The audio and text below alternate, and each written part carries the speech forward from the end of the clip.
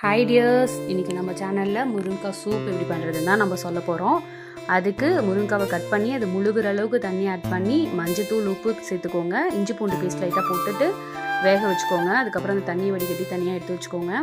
அப்புறம் நல்லெண்ணெய் ஆட் பண்ணி நம்ம சின்ன வெங்காயத்தை இடித்து சேர்த்துக்கோங்க. அது ஒரு லைட்டாக கொஞ்சம் வதங்கி வரட்டும். அதுக்கப்புறம் ஒரு சின்ன சைஸ் தக்காளி சின்ன சைஸில் ஆட் பண்ணிக்கோங்க. ஆட் பண்ணிவிட்டு அதையும் நல்லா வதக்கிக்கோங்க. அது வதங்கும் போதே லைட்டாக உப்பு ஆட் பண்ணிக்கோங்க. ஏன்னா நம்ம ஆல்ரெடி வாட்டரில் நம்ம உப்பு போட்டிருக்கோம். அதனால் லைட்டாக மட்டும் ஆட் பண்ணிக்கோங்க. பச்சை மிளகாய் 2 ஆட் பண்ணிக்கோங்க.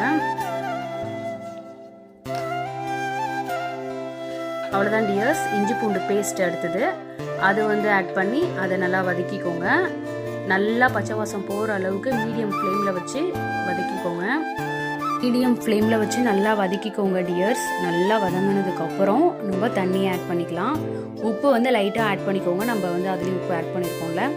கார்ன்ஃப்ளவர் மிக்ஸ் கொஞ்சம் லைட்டாக ஆட் பண்ணிக்கலாம். நம்ம அது கரைச்சி வச்சுக்கோங்க. ரொம்ப அதிகமாக சேர்க்க வேணாம். திக்னஸ் நமக்கு எவ்வளோ வேணுமோ நமக்கு தெரியும்ல, இவ்வளோ தண்ணி எடுத்துருக்கோம், இதில் இவ்வளோ போட்டால் கரெக்டாக இருக்கும்னா அந்த அளவுக்கு மட்டும் எடுத்துக்கோங்க. நான் ரொம்ப கம்மியாக தான் எடுத்துக்கிட்டேன். ஏன்னா எனக்கு கொஞ்சம் வாட்டராக இருக்க மாதிரியே இருந்தால் போதுன்றதுனால நான் அந்த நம்ம முருங்கைக்காய் வேக வச்ச தண்ணியை ஆட் பண்ணிக்கலாம்.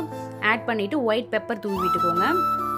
அவ்வளோதான் டியர்ஸ். நம்ம கார்ன்ஃப்ளவர் மிக்ஸை ஆட் பண்ணிவிட்டு கிண்டி விட்டு நல்லா கொதிக்க வச்சு எடுத்துகிட்டு மல்லித்தலை மேலே தூவி விட்டுட்டு சூப்பு பரிமாறினா டேஸ்ட்டாக இருக்கும். கண்டிப்பாக ட்ரை பண்ணி பாருங்கள். இந்த வீடியோ பிடிச்சிருந்தா லைக் பண்ணுங்கள், கமெண்ட் பண்ணுங்கள், ஷேர் பண்ணுங்கள்.